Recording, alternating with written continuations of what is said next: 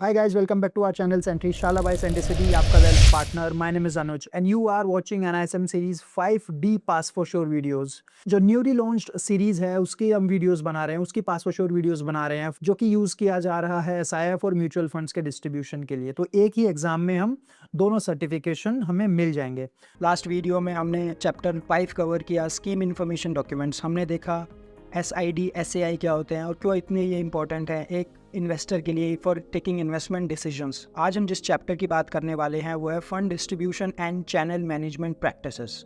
इस चैप्टर में मेन जो पार्ट्स हैं वो हैं role and importance of mutual fund distributors, different kind of mutual fund distributors, modes of distribution, prerequisites to become a mutual fund distributor, revenue of a mutual fund distributor, commission disclosure mandated by SEBI and nomination facilities for mutual fund distributor and change for distributor.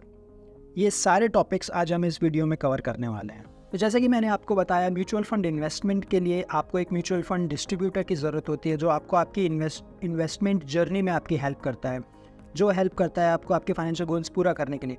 लेकिन ये mutual fund distributor होते क्यों हैं और इनका role क्या है और ये इतने इंपॉर्टेंट क्यों हैं एक म्यूचुअल फंड इन्वेस्टर के लिए. देखिए, एक इन्वेस्टर को जब अपने फाइनेंशियल गोल्स पूरे करने होते हैं तो वो म्यूचुअल फंड में आता है, म्यूचुअल फंड्स में इन्वेस्टमेंट करने आता है, म्यूचुअल फंड की डिफरेंट स्कीम्स में वो इन्वेस्टमेंट करता है. एक म्यूचुअल फंड डिस्ट्रीब्यूटर एग्जैक्टली आपके रिस्क को देखते हुए, आपके रिस्क एपेटाइट को देखते हुए, आपके लॉन्ग टर्म फाइनेंशियल गोल्स को देखते हुए, शॉर्ट टर्म फाइनेंशियल गोल्स को देखते हुए, आपकी इमरजेंसी नीड्स को देखते हुए आपका पूरा फाइनेंशियल प्लान तैयार करता है और आपको different schemes of mutual funds के बारे में बताता है कि कहाँ कहाँ आप इन्वेस्ट कर सकते हैं. और वो पूरी बास्केट ऑफ म्यूचुअल फंड्स आपको बताता है कि किस तरीके से कौन से फंड्स में कितना पैसा इन्वेस्ट किया गया आपको लॉन्ग टर्म में कितना एक्सपेक्टेड रिटर्न दे सकता है, जिससे आप अपने फाइनेंशियल गोल्स को पूरा कर सकते हैं. ये पूरा पोर्टफोलियो कंस्ट्रक्ट कराने के लिए आपको एक एक्सपर्ट की ज़रूरत होती है जिसे हम म्यूचुअल फंड डिस्ट्रीब्यूटर के नाम से जानते हैं. A mutual fund distributor's job is to assess the needs, limitations, resources and financial goals of the investor. वो एक इन्वेस्टर की नीड्स को समझते हुए, उसके लिमिटेशंस को देखते हुए, उसके फाइनेंशियल गोल्स को देखते हुए उसको म्यूचुअल फंड्स के बारे में इन्वेस्ट करता है. किस स्कीम में आपको इन्वेस्टमेंट करना चाहिए, आप अर्ली स्टेजेस ऑफ लाइफ में हैं तो आप रिस्क ले सकते हैं, तो उसी हिसाब से वो आपको इन्वेस्टमेंट जर्नी आपकी गाइड करेगा. कहाँ पे आपको SIP करनी चाहिए, आप मिड एज में हैं, 45-50s में हैं तो आपका इन्वेस्टमेंट और एसेट एलोकेशन अलग रहेगा, और अगर आप 60-65 ईयर्स से हैं तब आपका एसेट एलोकेशन अलग रहेगा. सो ये सारा इन्फॉर्मेशन आपको एक म्यूचुअल फंड डिस्ट्रीब्यूटर ही दे सकता है, आपको एक एक्सपर्ट ही दे सकता है. अब हमने बात की म्यूचुअल फंड डिस्ट्रीब्यूटर होता कौन है, अब बात करते हैं different kind of mutual fund distributors की. इंडिया में कितने प्रकार के म्यूचुअल फंड डिस्ट्रीब्यूटर्स होते हैं. सबसे पहले आ जाता है इंडिविजुअल प्लेयर्स. देखिए, इंडिया की हिस्ट्री रही है फाइनेंशियल डिस्ट्रीब्यूशन की, चाहे आप LIC से लेके UTI तक, बहुत सालों से, पिछले 40-50 सालों से ये चला आ रहा है फाइनेंशियल डिस्ट्रीब्यूशन का बिजनेस. और आज के टाइम में हम जब भी इन्वेस्टमेंट की बात करते हैं तो म्यूचुअल फंड सबसे पहला ऑप्शन आता है. एक इंडिविजुअल प्लेयर जिसको हम MFD बोलते हैं, म्यूचुअल फंड डिस्ट्रीब्यूटर, वो एक इंडिविजुअल भी हो सकता है, वो एक सिंगल पर्सन हो सकता है, एक सिंगल पर्सन की एंटिटी हो सकती है. कोई भी एक सिंगल पर्सन जब एक म्यूचुअल फंड डिस्ट्रीब्यूटर बनना चाहता है तो वो म्यूचुअल फंड डिस्ट्रीब्यूशन के बिजनेस में आ सकता है as a single entity only. अब आती है नॉन इंडिविजुअल डिस्ट्रीब्यूटर्स की कैटेगरी. देखो, नॉन इंडिविजुअल डिस्ट्रीब्यूटर्स पार्टनरशिप हो सकती है, फर्म्स हो सकते हैं, नेशनल डिस्ट्रीब्यूटर्स हो सकते हैं, बैंक्स हो सकता है, NBFCs हो सकते हैं, कुछ कंपनीज और बैंक्स को भी हम इंस्टीट्यूशनल डिस्ट्रीब्यूटर्स बोलते हैं. In both the cases investor को सर्विस एक इंडिविजुअल ही देता है, चाहे वो एम्प्लॉय हो फर्म का या एजेंट हो. अब बात करते हैं बैंक्स की. देखिए, आज म्यूचुअल फंड डिस्ट्रीब्यूशन का बिजनेस सिर्फ इंडिविजुअल और नेशनल डिस्ट्रीब्यूटर्स या रीजनल डिस्ट्रीब्यूटर्स तक ही सीमित नहीं है, बैंक्स भी इसमें बढ़ चढ़ कर हिस्सा ले रहे हैं. और banks have emerged as a prominent player in the last 10 years and banks have emerged as a prominent channel in the last few years. अगर आप पिछले 8-10 साल का, 6 साल का डाटा उठा के देखें तो बैंक्स का जो म्यूचुअल फंड डिस्ट्रीब्यूशन बिजनेस है वो बहुत बढ़ गया है. बैंक्स अपने क्लाइंट्स को बहुत म्यूचुअल फंड सेल कर रहे हैं, और ये प्राइवेट बैंक्स तक सीमित नहीं है, कुछ कोऑपरेटिव बैंक्स भी हैं, PSUs भी हैं जो भी आगे आकर अपने क्लाइंट्स को म्यूचुअल फंड डिस्ट्रीब्यूट कर रहे हैं. अब बात करते हैं मोड्स ऑफ डिस्ट्रीब्यूशन की. कैसे म्यूचुअल फंड्स डिस्ट्रीब्यूट किए जाते हैं, कैसे म्यूचुअल फंड सेल किए जाते हैं एक इन्वेस्टर को, और कैसे एक इन्वेस्टर इन्वेस्टमेंट करता है म्यूचुअल फंड्स में आज के टाइम पे. देखिए, अगर मैं प्री कोविड एरा की बात करूं, जब when 80% of the transactions were offline. Physical form आपको साइन करके देना होता था, उसके साथ चेक देना होता था या डिमांड ड्राफ्ट देना होता था, और या अगर आप ऑनलाइन भी ट्रांसफ़र करते थे तो अपनी बैंक स्टेटमेंट उसके साथ देते थे। बट आज इन 2023 केस बिल्कुल उल्टा हो गया है। Even 90% of the transactions are online, 10% of the transactions are still offline, but the huge amount and huge inflows in mutual funds are coming online.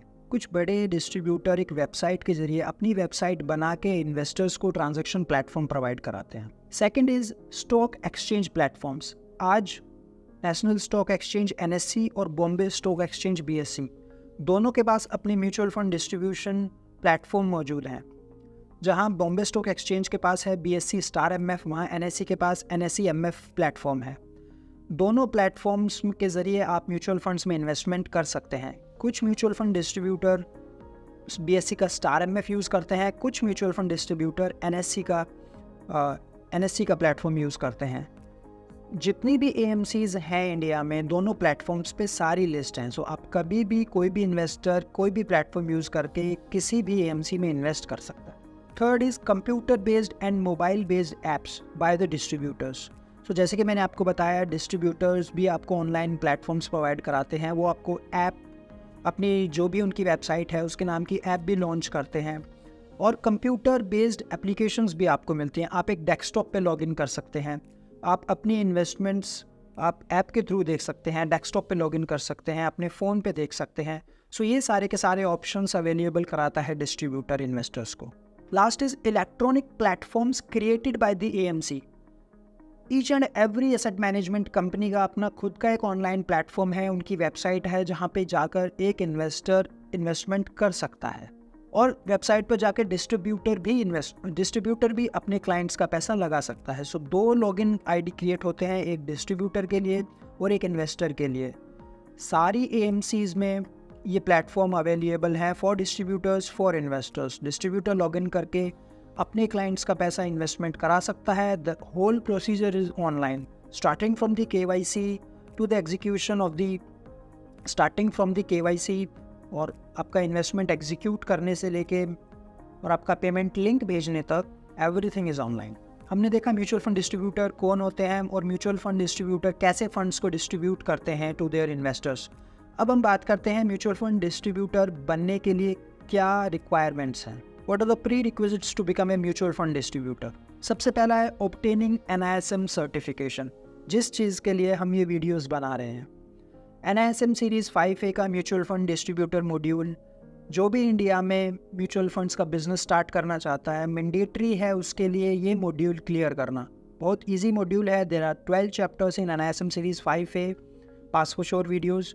There are 12 chapters in NISM series 5A। हम सारे chapters cover कर रहे हैं। This is chapter number 6, और बाकी chapters की videos देखने के लिए आप हमारे चैनल को लाइक और सब्सक्राइब भी कर सकते हैं, और आप 1st to 5th चैप्टर की वीडियोस देख सकते हैं। Coming back to the topic, सबसे पहली रिक्वायरमेंट है obtaining NISM सर्टिफिकेशन। आपको certifications.nism.ac.in पे जाके अपने आप को रजिस्टर करना है, आपको एग्ज़ाम देना है, और सर्टिफिकेट आपको इशू हो जाएगा, और विद इन 2 to 3 डेज आपको सर्टिफिकेट भी मिल जाएगा। आपको अपनी KYD करानी होगी, नो योर डिस्ट्रीब्यूटर। इसकी रिक्वायरमेंट्स क्या क्या है ये देखते हैं। सेल्फ अटेस्टेड पैन कॉपी, आपको पैन नंबर देना होगा सेल्फ अटेस्ट करके। The biometric process, ARN holder की राइट हैंड की इंडेक्स फिंगर, इसका बायोमेट्रिक प्रोसीजर होगा, और प्रॉपर तरीके से आपका रजिस्ट्रेशन किया जाएगा। ये सारा का सारा प्रोसेस आपको कैंप्स में जाके कराना होगा। आपको एक रिसीट मिलेगी कि आपने KYD प्रोसेस कंप्लीट कर दिया है। तो जैसे ही आप KYD प्रोसेस कंप्लीट कर देंगे, उसके बाद आप अपने ARN के लिए अप्लाई करेंगे कैंप्स में जाके। KYD हो गई, आपने कैंप्स में ARN के लिए अप्लाई कर दिया, उसके बाद आपको आपका ARN नंबर यानी कि एमफी रजिस्ट्रेशन नंबर अलॉट कर दिया जाएगा। उस एमफी रजिस्ट्रेशन नंबर को लेके आप AMCs के पास जा सकते हैं। जिस भी AMC में आपको बिजनेस करना है उस AMC के साथ आप एम्पैनलमेंट करा सकते हैं। एम्पैनलमेंट फिजिकल भी होता है, ऑनलाइन भी होता है। In case of physical empanelment, you have to go to the AMC office, you have to fill the application forms and give it to the AMC. और अगर आप ऑनलाइन एम्पैनलमेंट करना चाहते हैं तो सिर्फ जिस भी AMC के साथ आप बिजनेस करना चाहते हैं उस AMC की वेबसाइट पर जाके आपको रजिस्ट्रेशन में जाना है और अपना एमफी रजिस्ट्रेशन नंबर जो आपको मिला है वो डालना है।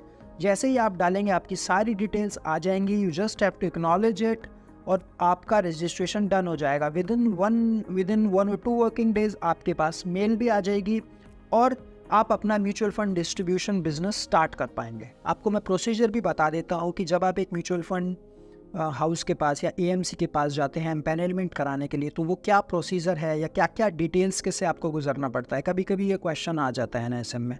सो देखते हैं कि वो कौन कौन सी चीज़ें हैं जो आपको फिल करनी है फॉर्म में। सबसे पहले आपकी पर्सनल इन्फॉर्मेशन आ जाएगी, आपका नाम, आपका पैन नंबर, एड्रेस, आपकी एजुकेशन क्वालिफिकेशंस, आप एक इंडिविजुअल हैं या आप एक नेशनल डिस्ट्रीब्यूटर हैं, name and address of the key people who are managing the office और सेल्स एंड ऑपरेशंस, आपकी सारी बिजनेस डिटेल्स, आपका ऑफिस कहाँ है, number of offices, number of आपके एम्प्लॉयज़ कितने हैं, उनके सबके एड्रेस क्या हैं, आपकी बैंक डिटेल्स और नॉमिनी डिटेल्स। ये सारी इन्फॉर्मेशन आपको एम्पैनलमेंट फॉर्म में फिल करनी होती है, चाहे वो आप ऑनलाइन एम्पैनलमेंट कर रहे हैं या ऑफलाइन एम्पैनलमेंट कर रहे हैं। ये फिल करने के बाद AMC के पास आपका फॉर्म सबमिट होता है। उसके बाद AMC जैसे कि मैंने आपको बताया विदिन 1 और 2 वर्किंग डेज आपको मेल भेज देती है that you are empanelled as a distributor. अब आप म्यूचुअल फंड डिस्ट्रीब्यूटर बन गए, आपने सर्टिफिकेट भी ले लिया, आपने ARN से ARN नंबर भी ले लिया, आपका एम्पैनलमेंट भी डन हो गया।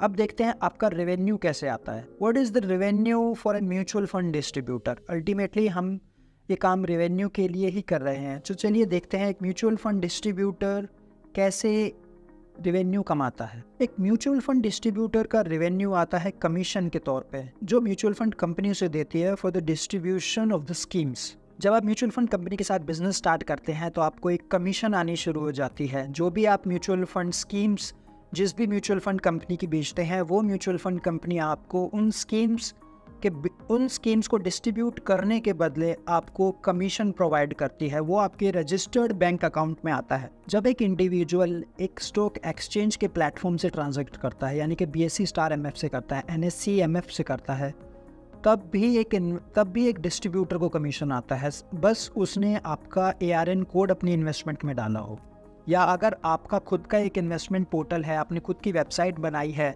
सो अल्टीमेटली वो बिज़नेस आपके कोड में डायरेक्ट ही आ जाएगा और उस बिज़नेस पे आपको कमीशंस आएंगी। यहाँ पर एक बहुत ही इम्पोर्टेंट ये पॉइंट है कि जो आपकी कमीशंस आती हैं, जो एक म्यूचुअल फंड डिस्ट्रीब्यूटर की कमीशन है, वो ट्रेल के तौर पे आती है। फॉर एन एग्जांपल, आपने किसी भी इन्वेस्टर का कुछ इन्वेस्टमेंट कमाया। फॉर एन एग्जांपल, आपने एक इन्वेस्टमेंट कराई 1 करोड़ रुपए की किसी भी म्यूचुअल फंड की स्कीम में, और अगर उस स्कीम में 1% आपको आ रहा है commission, so 1 lakh rupees is the commission, so वो आपको ट्रेल कमीशन के रूप में आएगा, यानी कि हर महीने वो आपको ट्रेल आएगी और वो डिवाइड बाय 12 होके आपको आएगा। सो 1 lakh divided by 12, every month you will receive these पे आउट्स। बट ट्रेल कमीशन की सबसे अच्छी बात होती है कि trail always comes on the market value of the investments. For an example, if anyone has invested 1 crore rupees and within 2 years, 3 years, 4 years, 5 years, 6 years, 10 years, that money has grown to 2 crores, 3 crores, 4 crores, so then your earnings would also get multiplied। यानी कि आपको जो पहले commission, trail commission आपको 1 करोड़ पे आ रही थी, now you will get the trail commission on 2 crore, 3 crore, 5 crores, whatever the portfolio value is, आपको कमीशन उस मार्केट वैल्यू पे आएगा। सो कहने का मतलब है, आपको जैसे जैसे म्यूचुअल फंड का इन्वेस्टर का AUM बढ़ता, जैसे जैसे इन्वेस्टर का म्यूचुअल फंड में वैल्यू बढ़ती जाएगी, वैसे वैसे आपकी इनकम भी बढ़ती जाएगी, वैसे वैसे म्यूचुअल फंड डिस्ट्रीब्यूटर की इनकम भी बढ़ती जाएगी। वो 1 करोड़ का जो इन्वेस्टमेंट था वो 1 करोड़ 10 लाख हुआ, 1 करोड़ 20 हुआ, 1.5 करोड़ हुआ, 2 करोड़ हुआ। सो आपकी 1 करोड़ से 2 करोड़ अगर इन्वेस्टर के पैसे की वैल्यू हो गई, वो डबल हो गई। सो एक तरीके से आपकी भी माना जाता है कि आपकी भी जो रेवेन्यूज़ हैं, जो इनकम है, वो भी डबल हो गई। और लॉन्ग टर्म में पैसा पड़ा हुआ है, 3 गुना 4 गुना हो गया। सो देखिए कि रॉयल्टी का बिजनेस बन जाता है। यहाँ पे आपको एक जो म्यूचुअल फंड डिस्ट्रीब्यूशन जो आज आपने किए हैं, लॉन्ग टर्म में वो आपको बहुत ज़्यादा फ़ायदा करा सकते हैं। As a mutual fund distributor की बात कर रहा हूँ, जहाँ पे आपका इन्वेस्टर को तो फ़ायदा हो ही रहा है और as a mutual fund distributor भी आपकी इनकम बढ़ रही है। So that was the concept of trail commission. Applicability of GST की बात करते हैं on commissions earned by mutual fund distributors. देखिए, अगर आपकी ईयरली रेवेन्यूज या अगर आपकी ईयरली कमीशन 20 लाख से ऊपर है तो that is subject to the GST. आपको जीएसटी देना पड़ेगा। 20 लाख के ऊपर अगर आप रेवेन्यूज़ कमा रहे हैं तो अगर आपकी ईयरली इनकम या ईयरली रेवेन्यूज़ 20 लाख से कम है सो आपको जीएसटी नहीं चार्ज होगा। Next topic is commission disclosed mandated by SEBI. जो मैं फॉलोइंग पॉइंट्स अब बताने जा रहा हूँ, सेबी ने बोला है सारी एएमसीज को कि कोई भी म्यूचुअल फंड डिस्ट्रीब्यूटर अगर इन पॉइंट्स में फॉल करता है तो वो एएमसी सेबी को वो डेटा भेजेगी। And these points are first, multiple points of presence, more than 20 locations, AUM raised over 100 crores across the industry in the non-institutional category, but including high net worth individuals, जिसको हम HNIs बोलते हैं. The commission received of over 1 crore per annum across industry, and the commission received of over 50 lakhs from a single mutual fund AMC.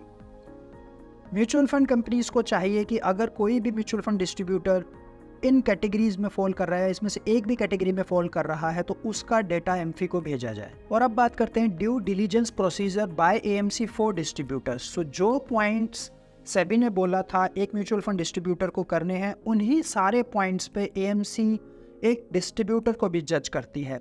वो सारे चारों points मैं फिर से दोहराता हूँ। सबसे पहला, multiple point presence, more than 20 locations, AUM raised over 100 crores across the industry, the commission received for over 1 crore per annum across industry, and the commission received of over 50 lakhs from a single mutual funds. So एक AMC इन चारों parameters पे आपको देखेगी और अगर आपने किसी भी पैरामीटर में आप फॉल कर रहे हैं तो आपका डेटा सेबी के पास भेजा जाएगा। इसमें डरने की कोई ज़रूरत नहीं है। This is just a normal procedure, this is just a due diligence by the AMCs। ये सिर्फ और सिर्फ एक तरीके से मैंडेट है करना, एक तरीके से मैंडेटरी है। सेबी ने बोला है सब डिस्ट्रीब्यूटर्स के लिए, और एएमसी सारे डिस्ट्रीब्यूटर्स का डेटा सेबी को भेजती है, एएमसी को भेजती है। अब बात करते हैं difference between mutual fund distributor and investment advisers. Mutual fund distributors को हमने देखा कि म्यूचुअल फंड डिस्ट्रीब्यूटर्स कौन होते हैं, कैसे काम करते हैं, कैसे रेवेन्यूज़ कमाते हैं। अब हम बात करेंगे इन्वेस्टमेंट एडवाइजर्स कौन होते हैं और वो किस तरीके से म्यूचुअल फंड डिस्ट्रीब्यूटर से अलग हैं। बहुत ही अच्छे तरीके से NISM की बुक में इन्वेस्टमेंट एडवाइज़र के बारे में बताया गया है कि वो इंडिविजुअल जो ARN होल्डर नहीं है, जो एमफी में रजिस्टर्ड नहीं है और वो आपको इन्वेस्टमेंट एडवाइस कर रहा है, registered as a registered investment adviser in SEBI, वो आपको RIA होता है, यानी कि इन्वेस्टर एडवाइज़र होता है। वो इन्वेस्टमेंट एडवाइज़र होता है। The investment advisors has to be registered with SEBI.